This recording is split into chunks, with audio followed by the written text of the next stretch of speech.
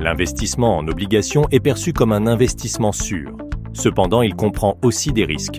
L'émetteur d'une obligation, l'État par exemple, peut avoir du mal à rembourser sa dette.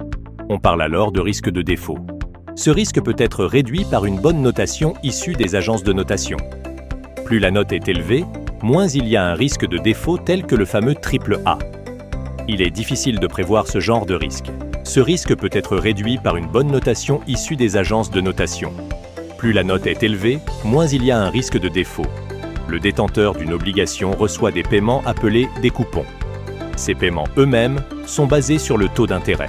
Le taux d'intérêt permet aussi de déterminer quel est le prix de votre obligation. Lorsque ces taux augmentent, les obligations déjà existantes deviennent moins attractives et leur prix baisse. Il s'agit du risque de taux. Cependant, lorsqu'on garde une obligation jusqu'à son échéance, ce risque a peu d'effet sur notre investissement. On peut détenir une obligation et avoir du mal à la vendre par absence d'acheteurs sur le marché. On parle alors de risque de liquidité. Plus le volume de transactions sur une obligation est faible, moins elle sera liquide, donc plus risquée. Il est donc important de diversifier vos obligations. Apprenez davantage dans nos prochaines vidéos.